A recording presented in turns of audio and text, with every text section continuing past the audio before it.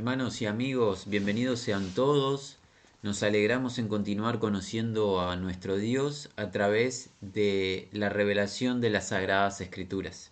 Las características, los atributos de Dios, que hemos comenzado tiempo atrás, allí, en el primer versículo del primer libro, o sea, en Génesis, viendo a Dios, creándolo todo. Desde allí hemos avanzado semana tras semana considerando cómo Dios se manifiesta a sus criaturas, o sea, a nosotros, lo que Él nos cuenta acerca de sí mismo.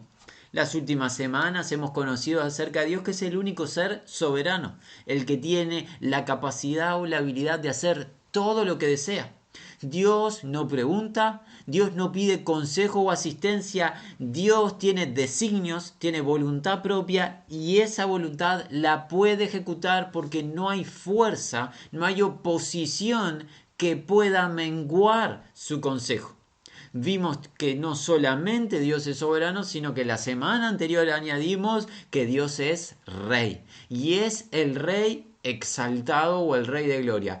Hay un trono de gobierno en el universo, el trono superior, y está ocupado. No está vacío y no está ocupado por ninguno de nosotros el trono de gobierno del universo. Dios, el rey de gloria, gobierna el universo y Él hace todo lo que desea hacer. Alguien dirá, eso nos expone a la incertidumbre, porque hay un ser que tiene tanto poder que ¿quién sabe qué hará con nosotros? Podría plantear alguien. Y esa pregunta o esa inquietud se va a resolver con la característica que vamos a estudiar brevemente en esta oportunidad. Invitamos al que lo desee ir al Antiguo Testamento, comenzando con el libro de Deuteronomio, para ver la nueva característica que describe al único Dios vivo y verdadero. Libro de Deuteronomio, el siervo del Señor Moisés, en alabanza o en cántico, nos va a contar en el capítulo 32. Adelantémonos al versículo 4 y versículo 5, dice así: Él está cantando Moisés, inspirado por el Espíritu del Dios vivo, está cantando acerca de Dios. Él es la roca, cuya obra es perfecta, porque todos sus caminos son rectitud. Dios de verdad y sin ninguna iniquidad en él, es justo y recto. La corrupción no es suya, de sus hijos es la mancha, generación torcida y perversa. Y frenamos aquí. Continúa la declaración en cántico de Moisés, pero nuestro objeto de estudio, ¿cuál es? La justicia de Dios. Aquí Moisés nos está contando que Dios es un Dios justo, porque nótese que todos sus caminos, y los caminos tienen idea acerca de la conducta de Dios, que son rectitud. Cuando pensamos en rectitud o en una línea recta, pensamos en algo que no tiene ninguna curva o algo torcido. Toda torcedura en esta expresión tendría la idea de algo corrupto, de algo malicioso. Pero la rectitud demuestra que la justicia, en este caso, de Dios. Y eso es confirmado cuando avanza el versículo 4 al llegar a declarar Moisés que Dios es justo y recto. Dios es un Dios justo. Moralmente hablando, Dios no tiene un solo pensamiento de malicia, de maldad o un solo pensamiento corrupto. Un solo pensamiento no hay en Dios, en su sustancia, que pueda uno calificarlo como algo inadecuado, que alguien pueda observar a la distancia y reprochar a Dios y hallarle falla. Dios es un Dios irreprochable por su rectitud y su justicia. La justicia define a Dios. Dios es un Dios justo, Él es recto, en Él no hay iniquidad, en Él no hay pecado, en Él no hay malicia. La corrupción no es de Dios. Es lo que está cantando Moisés. Y es lo que estamos aprendiendo. Si avanzamos en el Antiguo Testamento, podríamos pasar al libro del profeta Isaías. ¿Qué encontramos en él? Bueno, hay alguna declaración acerca de quién Dios es. Por ejemplo, en el capítulo número 45, Dios nos dice de su condición de justicia y leemos desde el versículo 21. Vamos desde el 20. Dice así: reuníos y venid. Juntaos todos los sobrevivientes de entre las naciones. ¿No tienen conocimiento aquellos que erigen el madero de su ídolo y los que ruegan a un Dios que no salva? Proclamad y hacedlos acercarse y entren todos, en consulta. ¿Quién hizo oír esto desde el principio? Y lo tiene dicho desde entonces, sino yo Jehová, y no hay más Dios que yo. Y aquí es donde se va a describir el Dios único, el exclusivo Dios. Dios justo y salvador. Dios, ¿cómo se describe? Como el ser justo. Aquel que puede hacerlo todo, el que hace todo conforme a su voluntad, sin preguntar, sin ver consejo, pero que todo lo que hace, hoy añadimos, es justo, es equitativo, es lo correcto. No tiene pensamientos o accionar que alguien le pueda reprochar. Él es el Dios justo y salvador y ningún otro Dios fuera de mí. Mirad a mí y sed salvos. Continuaría, nosotros no vamos a poner foco de atención en esto, pero alentamos, se subraye esta indicación. Hay que mirar a Dios para recibir salvación. No hay en otro salvación fuera de Dios en quien podamos mirar todos los términos de la tierra, porque yo soy Dios y no hay más. Por mí mismo hice juramento, de mi boca salió palabra. ¿De qué modo salió la palabra de Dios? En justicia. Nótese que de la boca del Señor, ¿qué emana? Recuerden que lo que sale de nuestros labios es lo que hay en nuestro corazón, dice la Escritura respecto del ser humano. Pero podemos hacer un paralelismo con Dios. ¿Qué sale de la boca de Dios? ¿Palabra de qué? De justicia, porque ¿qué hay en el interior de la sustancia o la esencia de Dios? Justicia. La justicia le describe y eso es absolutamente irreprochable. Nadie lo puede contradecir. Palabra en justicia. ¿Y qué dijo esa palabra en justicia que salió de la boca de Dios? Que no va a ser revocada, que no se va a invalidar, que a mí se doblará toda rodilla y jurará toda lengua. Y se dirá de mí, ciertamente en Jehová está la justicia y la fuerza. Nótese que Dios se ha comprometido en hacer que se cumpla a su debido tiempo, que toda criatura reconozca que la justicia, ¿dónde la encuentras? La encuentras en Dios mismo. En Jehová, en el eterno ser, en el que lo trasciende todo. Él es la fuente de la justicia. Toda lengua va a llegar a confesar esto a su debido tiempo. Dios lo ha prometido y Él lo va a cumplir. A Él vendrán y todos los que contra Él se enardecen serán avergonzados. En Jehová será justificada y se gloriará toda la descendencia de Jacob, o sea, de Israel. Y pongamos un freno hasta aquí porque continúa la enseñanza. Dios se declaró aquí en Isaías como que justo, el Dios salvador. De él emana la justicia y de su boca sale palabra de qué? Palabra de justicia. Nótese que si sale de la boca de Dios palabra de justicia, significa que en el interior de la esencia de Dios está la justicia. Si continuamos aquí en el libro de Isaías, pero en un capítulo anterior, el capítulo 9, tenemos esta profecía acerca del Mesías, del enviado del Señor, del siervo del Señor, que viene a cumplir la voluntad del plan eterno de Dios. Un pasaje conocido por aquellos que estén familiarizados con las Sagradas Escrituras. Leemos en Isaías 9, brevemente, versículos 6 y 7, y ponemos el foco de atención en una porción. Dice así: porque un niño nos es nacido, hijo nos es dado, y el principado sobre su hombro, y se llamará su nombre admirable, consejero, Dios fuerte, Padre eterno, príncipe de paz. Lo dilatado en su imperio y la paz no tendrán límite sobre el trono de David y sobre su reino, disponiéndolo y confirmándolo. ¿De qué manera será confirmado el gobierno del Mesías? En juicio y en justicia desde ahora y para siempre. ¿Y esto qué garantía tenemos que vaya a concretarse? El celo de Jehová de los ejércitos hará esto. Nótese que el Mesías, o sea, Dios el Hijo, como ya hemos aprendido acerca de la esencia de Dios, Padre, Hijo, Espíritu Santo, Dios el Hijo gobernaría en un reino de ¿qué? En un reino de justicia, además de que aquí se añade acerca del reinado de paz, y un reino que no tendría límites, no va a tener caducidad. Dios ha determinado en su celo, en su voluntad, que su Hijo gobierne en justicia.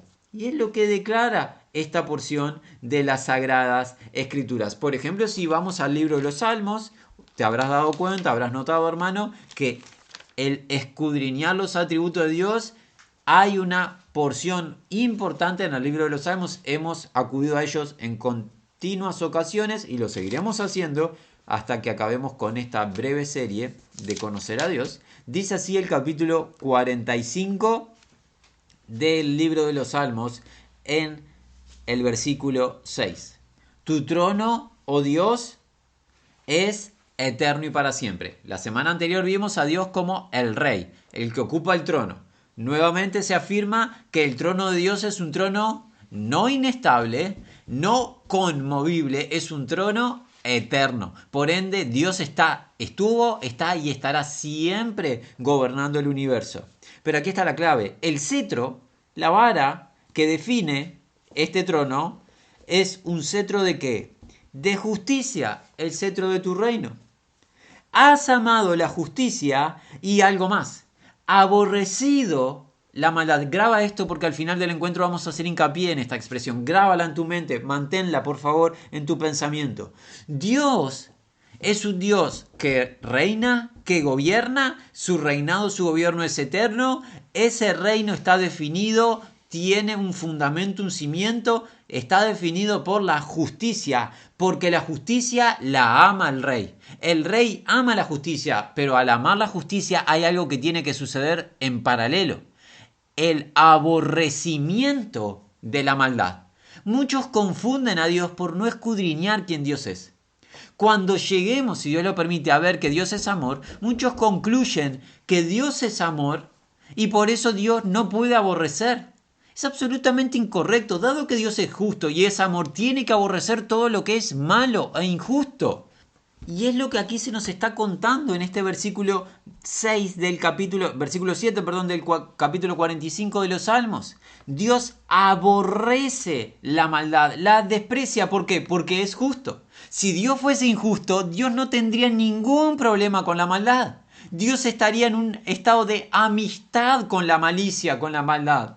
En el caso, en locura hablamos, que Dios fuese un ser injusto. Pero como Dios no es injusto, como Dios no es malicioso, como Dios no es un ser torcido o corrupto, Dios aborrece lo malo, es lo que enseña el texto. Por tanto te ungió Dios, en este caso al Mesías Redentor, al ungido, el Dios tuyo, con óleo de alegría, más que a tus compañeros. Adelantémonos, seguimos en el libro de los Salmos, pero pasemos al capítulo 89. El capítulo 89 afirma la verdad acerca de la justicia de Dios. Podemos ir hasta el versículo, vamos a partir del versículo 14. Justicia y juicio son el cimiento, podemos entender como el fundamento, ¿de qué? De tu trono. Misericordia y verdad van delante de tu rostro. Nótese que hay un énfasis, hay una reiteración en la verdad que estamos aprendiendo estas últimas semanas. ¿Qué aprendemos? Dios gobernando, Dios rey. ¿Pero qué aprendemos? El que gobierna de manera soberana lo hace en justicia. No hay un cimiento del trono o de la posición de autoridad de Dios injusta. Por el contrario, Dios es un ser justo que gobierna en justicia. El fundamento de su trono es un fundamento de justicia, de rectitud, de equidad. ¡Qué bueno! ¡Cuánto ánimo nos trae saber que hay un líder, el verdadero líder, el gobernante supremo, el cual es justo! ¡Cuánta paz nos trae a nuestro interior! Si vamos por la última apartado del libro de los Salmos, porque está pasando nuestro tiempo y aún queremos ir a un punto en particular, en el Salmo 116 podemos leer así, en el versículo 5. Clemente es Jehová. ¿Y qué más? Y justo. Una declaración sencilla, concreta, pero profunda. Él es clemente, Él es piadoso, Él es compasivo, pero además ¿qué es? Es justo. Dios es recto. Dios es un Dios que no tiene en su sustancia corrupción. Sí, dice la Escritura, misericordioso es nuestro Dios. Si pensamos en el trato equitativo y justo de Dios, leemos a Esdras en el libro de Nehemías, en el capítulo 9, de esta manera. Dice así Esdras en el libro de Nehemías, capítulo 9, vamos al versículo 33. Pero tú, dice Esdras a el Señor, pero tú eres justo en todo lo que ha venido sobre nosotros. ¿Sobre quiénes? La nación de Israel, el pueblo que Dios escogió para sí. Nótese que Esdras, cuando su pueblo padece aflicción, no recrimina a Dios por lo que le está pasando. ¿Qué hace este varón de Dios? Reconoce o exalta la justicia de Dios. Pero tú eres justo en todo lo que ha venido sobre nosotros, porque rectamente has hecho, y la idea es has hecho con nosotros, es la idea, mas nosotros hemos hecho lo malo. Dios ha hecho lo recto, eres justo en lo que ha permitido, nosotros somos los hacedores de maldad. Los que conozcan las escrituras recordarán la situación del siervo del Señor David, cuando tropezó, cuando pecó gravemente, y que declara en el Salmo 51, contra ti solo he pecado y he hecho lo malo delante de tus ojos para que seas tenido por justo. David, en paralelo con Esdras, exaltan la justicia de Dios, incluso cuando ha caído el pueblo, o en el caso de David. Nótese que reconocen estos individuos que Dios actúa de manera justa.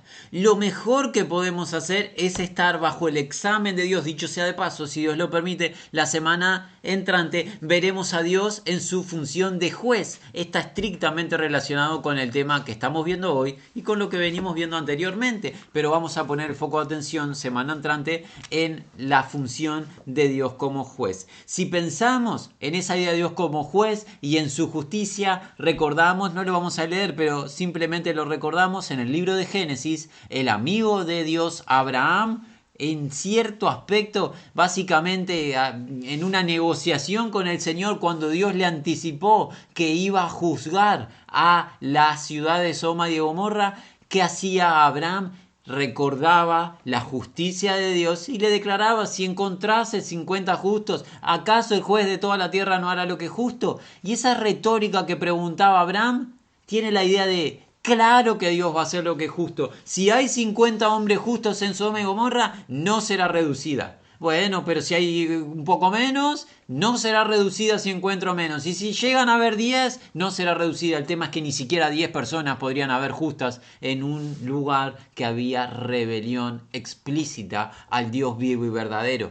La idea detrás de todas esas preguntas retóricas de Abraham, ¿cuál es? Dios es el juez justo de toda la tierra. Así que hemos visto brevemente, Dios es justo. Es simple, Dios es justo y es recto. Tan justo y recto que para Él no hay acepción de personas. Dios es un Dios imparcial. Brevemente vamos al Nuevo Testamento, muy ágilmente para verlo. Esto lo declaró Pedro en casa de Cornelio. Esta es la primera oportunidad que se registra de la predicación del Evangelio a personas gentiles, o sea, ajenos a la nación de Israel, que creerían a este anuncio del apóstol Pedro guiado por el Espíritu Santo y que pasarían a pertenecer a la eclesía del Señor. Dice así el apóstol Pedro en Hechos capítulo 10, versículo, vamos al 34. Entonces Pedro, abriendo la boca, dijo: en verdad comprendo. Esto se hizo real y manifiesto al apóstol Pedro, siervo del Señor. ¿Qué dice Pedro? Que él realmente comprende que Dios no hace acepción de personas. ¿Por qué no hace acepción de personas? Porque Él es justo y recto, equitativo. Y en el contexto esta no acepción de personas en cuanto a salvar tanto gentiles como salvar judíos. Para Pedro y el resto de los apóstoles, evidente era que los judíos alcanzarían salvación con la llegada del Mesías. No tenían duda de ello porque habían leído y habían sido instruidos en las Sagradas Escrituras, en las profecías de los profetas de antaño. Sabían que llegaría el Salvador a Israel. Lo que no les había amanecido, y esto empezó a ser realidad en los días de ellos, y en especial cuando llegó el apóstol Pablo, se hizo aún más evidente que el resto de las naciones estaban igualmente incluidas en el plan de redención. Y ahora Pedro le empieza a ¿qué? a iluminar Dios el entendimiento, que Dios no tiene acepción de personas. Claro que la salvación es para Israel, pero claro que es para los gentiles. Cornelio y su familia son el primer ejemplo de todos los que llegaríamos después, incluidos los que hoy 2000 años estamos por gracia de Dios en este camino y nos gloriamos en el Señor Jesús. Colosenses, el apóstol Pablo nos dice en dicho libro del Nuevo Testamento, vamos al capítulo número 3 del libro de Colosenses para leer una realidad en paralelo a lo que venimos diciendo. Colosenses capítulo 3, vamos al versículo 25, dice así: en el contexto de las enseñanzas de cómo debemos conducirnos los empleados y los empleadores, en esta idea de amos y siervos, pero en nuestros días empleados y empleadores, también la realidad de padres a hijos, esposos, maridos con sus esposas, cómo debe conducirse el pueblo de Dios en la comunidad. Dice esto, muy importante, 25. Mas el que hace injusticia recibirá la injusticia que hiciere. Pablo nos está llamando en los versículos anteriores a una conducta acorde a la salvación recibida. Se describe en los versículos anteriores, te invitamos a que lo escudriñes. No es hoy nuestro objeto de estudio.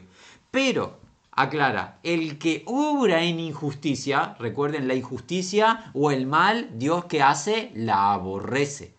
El que obra en injusticia, le va a tocar injusticia recibir. Ahora, ¿por qué eso? Porque no hay acepción de personas, y la idea es no hay acepción de personas para con Dios. El que obra en injusticia, Dios le va a retribuir injusticia, porque Dios recompensa a cada uno según qué, su obra. El que obra en injusticia en vez de obrar en justicia como Dios manda, va a recibir injusticia. Y en Primera de Pedro nos exhorta, cuando invocamos al Señor como Padre, como nuestro Dios, debemos de considerar algo acerca de este Dios. Primera de Pedro, capítulo 1, versículo 17, dice así: y si invocáis por Padre aquel que sin acepción de personas juzga según la obra de cada uno, conducíos en temor todo el tiempo de vuestra peregrinación. Así que Dios es justo, ya lo hemos visto. Dios ama la justicia, ya lo hemos visto. Dios aborrece la injusticia o la maldad, lo hemos visto. El cimiento del gobierno de Dios es un cimiento de justicia. Dios es equitativo, es imparcial, no hace acepción de personas, judíos o gentiles. Dios es un Dios justo. ¡Qué bueno! ¡Qué bueno es leer de Dios en esta característica de rectitud o de justicia! Y nos queda la última sección, no porque sea la última sección en cuanto al estudiar la justicia de Dios. Todas las escrituras tienen la realidad de la justicia de Dios y hay muchísimos pasajes que tú podrás estar ahora pensando, el Espíritu te estará trayendo a tu mente si eres creyente en Jesucristo acerca de la justicia de Dios. Pero nosotros, ya habiendo pasado nuestros minutos, queremos ir al libro de Romanos en el capítulo número 3 para ver la justicia de Dios en su estado pleno. ¿Quieres preguntarte? Ya lo hemos dicho con todos los pasajes anteriores, pero ¿quieres llegar a preguntar de manera redundante cuán justo es Dios? Bueno, cuán justo es Dios, creemos que el capítulo 3 del libro de Romanos lo va a declarar. Dice así el capítulo 3 del libro de Romanos, versículo 21. Luego de anteriormente haber declarado desde el capítulo número 1, versículo 18, hasta el capítulo 3, versículo 20, haber declarado el Espíritu Santo a través de Pablo a todo ser humano, de la región que sea, en la condición que sea, como culpables delante de Dios, transgresores de su ley, expuestos a su justa ira, llega el capítulo 3, versículo 21, con un pero. Pero ahora, aparte de la ley, se ha manifestado la justicia de Dios testificada por la ley y los profetas. Aparte de la ley, sin el accionar nuestro en la ley, que ya quedó declarado que por las obras de la ley ninguna carne, ninguna criatura va a ser justificada delante de Dios, ninguno de nosotros alcanzamos la demanda de Dios. Aparte de la ley, ¿qué ha sido? manifestada, ha salido a luz la justicia de Dios que fue anticipada en el Antiguo Testamento por la ley de los profetas. La justicia de Dios a través o por medio de la fe en Jesucristo es el único medio de recibir dicha justicia, y ya veremos de qué se trata, para todos los que creen en Él, porque no hay diferencia. Por cuanto todos pecaron, judíos y gentiles, y están todos los seres humanos destituidos, ajenos, apartados, sin la participación de la gloria de Dios, siendo justificados gratuitamente por su ofrenda, por su gracia, a través o mediante la redención que es en Cristo Jesús, a quien Dios puso como propiciación, es apaciguar la demanda de la ira de Dios por las transgresiones, por el pecado, por medio de la fe en su sangre, para manifestar su justicia, la de Dios, a causa de haber pasado por alto en su paciencia los pecados pasados, con la mira o con el objetivo de manifestar en este tiempo su justicia, a fin de que Él sea el justo y el que justifica al que es de la fe de Jesús. ¿De qué se trata este texto? Este texto requiere de varios minutos para considerarlo. No es nuestro objeto de estudio o ir palabra por palabra en el libro de Romanos. Habría que hacerlo, invitamos a todos los que lo hagan. Pero este texto es la descripción de la justicia perfecta de Dios. Alguien dirá, ¿cómo? ¿Dios es tan justo como para salvar a pecadores? Y la declaración de alguien será, ¿no parece un acto justo que transgresores de la ley, o sea, culpables, sean salvos, sean justificados? Ser justificado es ser examinado y declarado sin culpa. ¿Cómo puede un ser humano transgresor de la ley de Dios en reiteradas ocasiones pasar a ser declarado, justificado es eso, pasar a ser declarado posterior a un examen como alguien sin culpa vigente, alguien que no tiene un reproche y no tendrá condena? ¿Qué pasó? Lo que pasó, el sacrificio de Cristo. Dios es tan justo que para salvar a pecadores, ¿qué hizo? Sacrificó a su Hijo inocente como el único medio, como la única manera de que los culpables pasen a recibir salvación. En la justicia de Dios, todo pecado merece ¿qué? Derramamiento de sangre. La demanda de Dios en justicia así lo establece. Y toda alma que pecare tiene que pagar. Pero Dios en su justicia determinó que el sacrificio de un único ser inocente y perfecto, un único ser inocente y perfecto, entiéndase bien, ¿qué hace? Ese sacrificio sirva como medio sustituto de los muchos culpables, y un inocente carga con la culpa de los múltiples culpables, y ese inocente concede, otorga, transfiere su justicia a los que creen en su nombre. Dios es tan justo como para no pasar por alto el pecado de los hombres. Alguien dice, pero acá acaba de pasar por alto el pecado de los hombres. Sí, pero no pasa por alto mirando para el costado. ¿Cómo es que pasa por alto el pecado de los hombres? No les toma en cuenta a los hombres su pecado, juzgando dichos pecados sobre su inocente Hijo, porque Dios es recto y justo. Si Dios fuese injusto, ¿saben qué hubiera hecho? Todo pecado cometido de todo ser humano, Dios hubiese mirado para el costado y hubiese declarado, no ha sucedido nada, los amo a todos, sean todos salvos. Como Dios es justo, ¿qué tuvo que hacer? Sacrificar al único ser inocente, al único ser perfecto, para que la demanda de su justa ira, dicho sea de paso, ira o fuego consumidor, veremos acerca de la característica de Dios, una característica que parte del pueblo ha olvidado, pero se verá más adelante si Dios lo permite, para que la demanda de la ira de Dios sea consumada. Por ende, aquí en el texto hemos leído esa palabra que quizás para ti sea un poco ajena, si es que no conoces las Escrituras, esa palabra propiciación. Tiene la idea de que de este medio sustitutivo, el cual es Cristo, ofrendado para apaciguar la demanda de la ira de Dios por nuestros pecados, porque Dios es justo. Te preguntabas cuán justo es Dios. Dios es tan justo como para sacrificar a su Hijo para salvarte a ti.